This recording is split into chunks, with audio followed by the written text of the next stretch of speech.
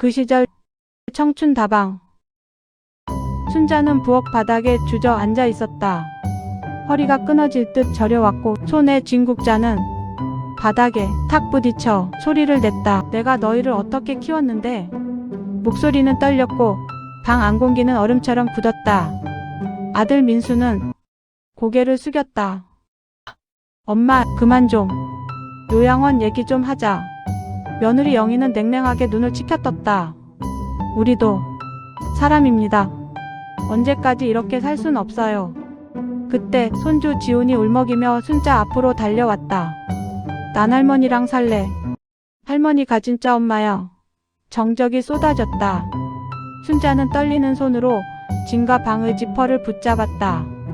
그래, 나를 내치겠단 거구나. 오늘의 주인공은 72 순자씨입니다. 평생 가족을 위해 아끼고 퍼주며 버텼습니다. 손주 키우고 집안 굴리고 명절마다 허리가 휘었습니다. 하지만 몸이 망가진 순간 돌아온 건 온기 아닌 냉기였습니다. 요양원 부담. 어머니도 이해해주세요. 말끝마다 칼날이 달려 있었죠. 이야기는 끝까지 가야 진짜 보입니다. 마지막에는 여러분이 직접 선택해야 할 질문이 기다립니다. 지금 좋아요, 댓글, 구독, 알림 설정을 눌러주시면 여러분의 한 클릭이 다음 사연을 살립니다.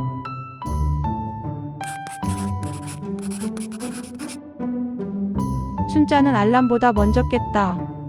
5시. 어둠이 식탁 위에 눌어붙은 듯 했다. 밥솥 뚜껑을 열고 쌀을 씻고 된장국을 올렸다. 손주 지훈이 좋아하는 계란말이를 굽고 도시락통을 덮었다. 이 모든 게 몸이 기억하는 노래처럼 흘렀다. 문이 열리며 영희가 힐끔 말했다. 어머니, 오늘도 부탁드려요. 부탁이란 단어는 늘 얇았다. 감사도 미안도 스며들지 못했다. 지훈은 졸린 눈으로 앉아 밥을 먹었다. 할머니, 오늘도 학교 끝나면 데리러 와. 그럼 우리 지훈이 혼자는 안 되지. 순자는 허리를 곧게 펴려다 숨을 삼켰다. 번개처럼 통증이 허리를 갈랐다. 그날 밤 통증은 칼끝이 되어 돌아왔다. 허리가 끊어지는 느낌, 다리가 저릿하게 굳어가는 느낌. 순자는 결국 바닥에 무릎을 꿇었다. 식칼이 땅에 닿는 소리가 유난히 컸다. 병원 불빛 아래 의사는 차트를 톡톡 두드렸다. 허리 디스크가 상당합니다. 당뇨 합병증도 진행 중이고요. 몇 달은 쉬셔야 합니다. 무거운 건 절대 안 됩니다. 그럼 지훈이는 누가 보죠? 영희의 입에서 튀어나온 첫 마디였다. 의사도 간호사도 순자도 멈칫했다. 민수가 어색하게 웃었다. 여보, 지금 그 얘길. 엄마 괜찮아. 조금만 참아보자. 조금만 참고. 순자는 침대 난간을 꽉 쥐었다. 참는 건 평생이었다. 하지만 지금은 몸이 안 된다고 울고 있었다. 집에 돌아오자 허리 보호대를 맸다. 계단 난간을 짚을 때마다 뼈가 삐걱거렸다. 설거지통의 물은 금방 식어 얼음장이 되었고 그 얼음장 너머로 영희가 말했다. 어머니, 오늘 빨래는 하셨죠? 지훈이 체육복 말려야 해요. 순자는 아이처럼 고개를 끄덕였다. 목구멍 어딘가에 서러움이 매달렸다. 말을 꿀꺽 삼킬 때마다 무거운 돌이 같이 넘어갔다. 다음날 지훈이 담임에게 전화가 왔다. 지훈이가 우리 엄마는 할머니라고 해서요. 영희는 전화를 끊고 순자를 불렀다. 어머니, 집착 좀 그만하세요. 아이 헷갈리잖아요. 엄마는 저예요. 지켜주세요, 선은. 순자는 잠시 멍해졌다. 지켜야 할 선이 있다면 그건 아이가 굶지 않게 울지 않게 떨지 않게 하는 선이었다.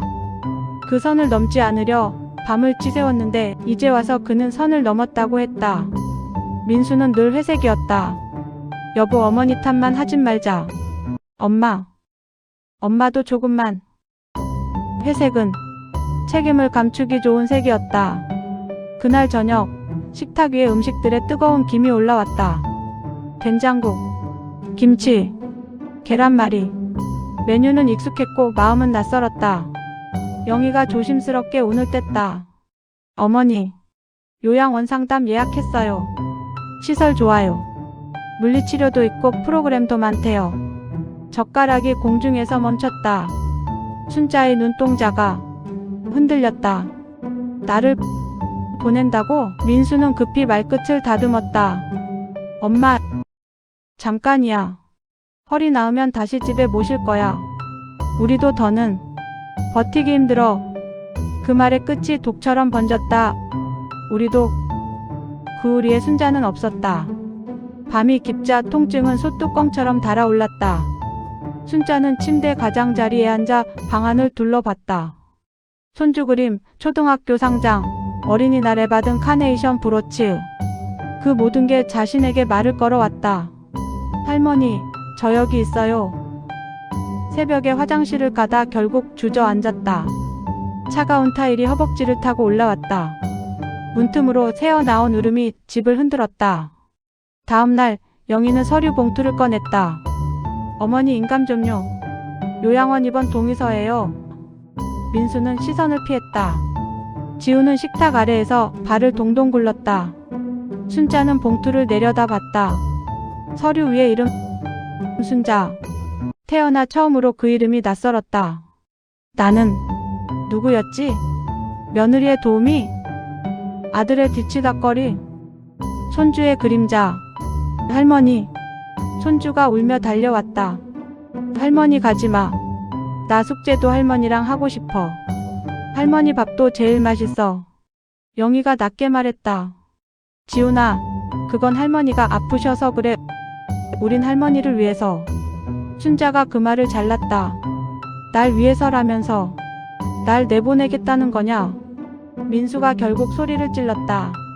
엄마, 우리도 살자고 하는 거야. 회사도 지옥이고 집도 전쟁이야. 엄마까지 아프니까 우리가 다 망가져. 순자는 조용히 웃었다. 웃음은 금방 깨졌다. 망가진 건 나다. 너희가 살 동안 나는 조용히 썩었지. 그날 밤 순자는 낡은 캐리어를 꺼냈다. 지퍼가 삐걱거렸다. 옷가지를 몇 벌 넣고 손주가 그려준 그림을 접어 넣었다. 서랍 속에서 카네이션 브로치를 꺼내 가슴에 찔렀다. 피는 둔탁한 통증으로 피부를 찔렀다. 아, 살아있네. 거실 불이 켜졌다. 영희와 민수가 서 있었다. 서늘한 공기가 벽처럼 버티고 있었다. 어머니, 내일 아침에 모시고 갈게요. 말은 모시고였지만 뜻은 내보내고였다. 순자는 캐리어 손잡이를 세웠다. 지금 가겠다. 민수가 당황했다. 엄마, 지금은 밤이야. 내일 밝을 때. 밤이든 낮이든 내 자리는 없어. 그때 지훈이 방문을 박차고 나왔다. 발뒤꿈치로 미끄러지듯 뛰어와 순자의 다리를 안았다. 할머니 가지마. 나 꿈꿨는데 할머니가 없어졌어. 그럼 난 진짜 엄마도 없어져. 영희의 입술이 떨렸다. 잠시, 정말 잠시 흔들렸다. 그러나 곧 다 물렸다. 지훈아, 할머니는 더 좋은데 가는 거야. 순자는 손주의 머리를 쓰다듬었다. 작은 해가 손바닥에 들어온 듯 따스했다. 이 따뜻함을 두고 나는 어디로 가나. 식탁 한가운데 놓인 서류 봉투가 순자를 불렀다. 도장 찍고 나가면 끝. 도장 찍지 않으면 전쟁. 눈앞이 핑 돌았다. 허리가 도끼날처럼 쪼개졌다. 순자는 부엌으로 비틀거리며 갔다. 싱크대 아래서 낡은 약통을 꺼내다 그 자리에 주저앉았다. 내가 너희를 어떻게 키웠는데? 그 말이 터져 나왔다. 말은 울음에 젖어 무너졌다. 민수는 고개를 숙였다. 어릴 적 엄마가 손쉽게 매준 무릎 보호대가 떠올랐다. 비오는 날 젖은 양말을 말려주던 손의 온기. 그는 그 온기를 등지고 서 있었다. 영희는 주방문에 기대섰다. 커리어, 야근, 실적, 상사의 눈치. 그건 진짜였고 고단했다. 하지만 그녀의 말은 칼이 되었다. 어머니, 우리도 한계예요. 순자는 천천히 일어섰다. 허리에서 모래가 우수수 쏟아지는 듯 했다. 그러나 눈빛은 곧았다. 캐리어를 잡자 바퀴가 바닥을 긁었다. 지훈의 손이 더 세게 순자의 손등을 붙들었다. 작은 손에 체온이 맥박처럼 뛰었다. 문고리를 잡은 순간 집안의 모든 소리가 멎었다. 시계 초침, 냉장고 모터, 가스레인지 저마음. 모든 것이 멈추고 숨소리만 남았다. 춘자는 문을 닫지 않았다. 대신 방안을 돌아봤다. 사진 프레임 속 가족의 미소, 명절마다 찍은 단체 사진, 앞줄에 늘 무릎 꿇고 앉아있던 자신. 그 미소들이 물었다. 정말 떠나? 정말 남아? 춘자는 자신에게 물었다. 나는 누구였나? 누구의 엄마였고, 누구의 며느리였고, 누구의 부모였나? 그리고 지금 나는 누구인가? 지훈이 말했다. 할머니, 나 내일 학교 발표 있어. 가족 소개 발표. 난 할머니를 소개하려고 했어. 춘자의 눈가에 빛이 번졌다. 한 줌의 햇볕이 눈물에 걸려 반짝였다. 민수가 숨을 들이켰다. 엄마, 미안해. 사과는 짧았고 늦었다. 그러나 그 순간 그의 얼굴에서 회색이 벗겨졌다. 영희는 의자를 끌어 앉았다. 어머니, 우리 다시 얘기해요. 요양원, 잠깐만 미루자고요. 그녀의 손등도 떨렸다. 칼 같던 말끝에서 이제 피가 났다. 춘자는 조용히 캐리어를 눕혔다. 바퀴가 멈추자 시간도 멈춘 듯 했다. 나는 할머니가 아니다. 모두가 고개를 들었다. 나는 사람이다. 밥하는 손이기도 하고 등 떠미는 바람이기도 했지만 이제는 내 이름으로 살겠다. 그럼 할머니는 누구야? 나는 순자다. 순자는 의자에 앉았다. 허리가 욱신거렸지만 이번에는 자리를 박차고 일어나지 않았다. 허리 보호대 위에 손을 얹고 천천히 숨을 골랐다. 내일 발표 같이 준비하자. 지우는 고개를 끄덕였다. 민수는 식탁에 엎드려 울었다. 영희는 입술을 깨물고 싱크대에 등을 댔다. 그 밤 누구도 쉽게 잠들지 못했다. 거실 시계가 새벽을 넘기며 작은 소리를 찍었다. 째까, 째까, 째까. 한 칸씩 제자리를 찾아가는 소리. 해가 떠올랐다. 커튼 틈으로 빛이 흘렀다. 춘자는 천천히 일어났다. 통증은 여전했지만 방향이 생겼다. 그녀는 휴대폰을 켰다. 재활치료, 상담, 방문 요양, 공공돌봄 번호. 한 줄씩 저장했다. 누구도 해주지 않던 일을 이제 스스로 해보기로 했다. 부엌에서 물이 끓었다. 오늘 아침은 간단히. 그 대신 식탁엔 약봉투와 스케줄표가 놓였다. 민수와 영희, 그리고 순자의 이름이 나란히 적혔다. 순자는 마지막으로 캐리어를 닫아 장롱 위에 올렸다.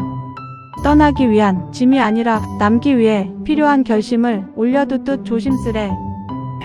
현관문 앞에서 세 사람은 신발을 신었다.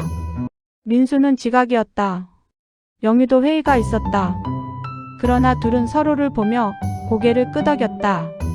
저녁에 보자. 지훈도 손을 흔들었다. 할머니, 오늘도 데리러 와.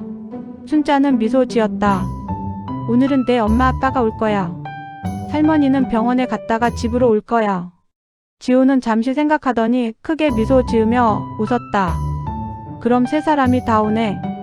우리 집 오늘 잔칫날이야. 다녀올게 할머니. 현관문이 닫혔다. 집 안에는 조용한 햇빛만 남았다. 순자는 숨을 들이마셨다가 놓았다. 들숨, 날숨, 살아있다는 리듬. 그녀는 속삭였다.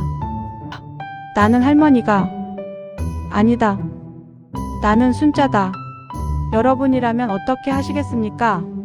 평생을 퍼주고 늙으니 짐 취급하는 가족들. 이런 가족 끊어내시겠습니까?